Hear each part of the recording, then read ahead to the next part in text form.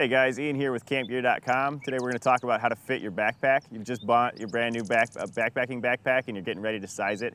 It's super important to make sure that you've got the perfect fit. It'll make or break your trip. A bad, uncomfortable fitting backpack can really ruin a good experience. So we're going to run through the movable parts real quick. First at the top, you've got your load lifters. These are going to control the weight and how it sits on your shoulders. It'll give you some balance and stability. Next, you've got your shoulder straps. These are obviously going to rest right underneath the arm and around the shoulder. Again, they're going to create movement so that when you're moving, the backpack moves with you.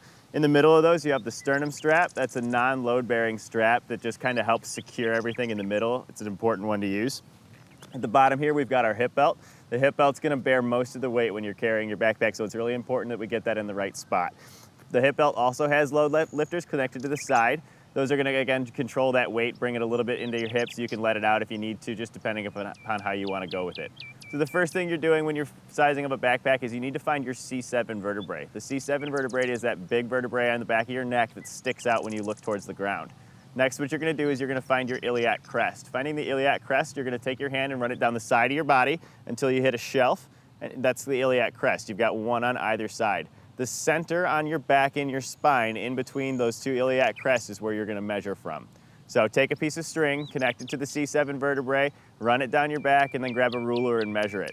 Generally, sizing-wise, if you are 15.5 inches or smaller, you're going to want an extra small. 16 to 17.5 inches is going to be a small.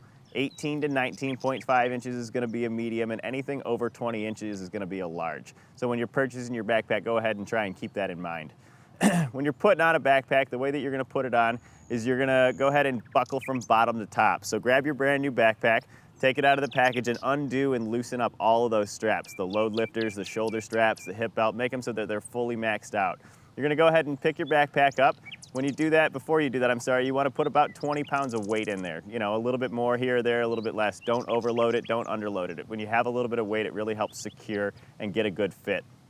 So putting on your backpack, you're going to go ahead and pick it up, put both your shoulder straps on, and then you're going to buckle from bottom to top, starting with the hip belt. So clip the hip belt in.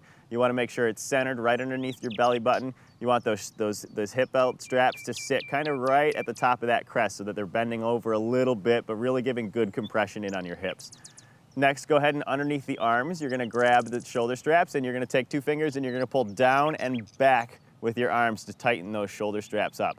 Go ahead and clip the sternum strap. It doesn't need to be super tight, just get it so that it's taut. And lastly, you're going to take both arms and you're going to tighten the shoulder load lifters at the same time. Those do not need to be super tight. I always recommend you just take two fingers and you pull them till they're taut. Finally, what you're going to do is you're going to start walking around. Walk in it for a few minutes. Go on a 15-minute hike or whatever you need to do and kind of give a feel. You want to feel for any poking, rubbing, uncomfortableness that gives there anything that's, prodding you in the back. You don't want to have any of that. The other thing you want to look for is when you're standing next to a mirror, go ahead and turn sideways. You want to have maximum contact with the back. You don't want to be able to see any air light holes through. You don't want anything like that. Try to avoid doing this, bringing your arm behind your back to feel, because what happens is you actually create a cavity and you will always have space there. So it's best to find a mirror and just turn to the side and look at the way that the backpack is sitting on your back.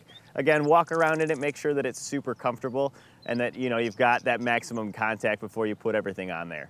If you have any questions, feel free to call our customer service line. They'll help you out with anything you need. Again, I'm Ian with campgear.com. Thanks, have a great day.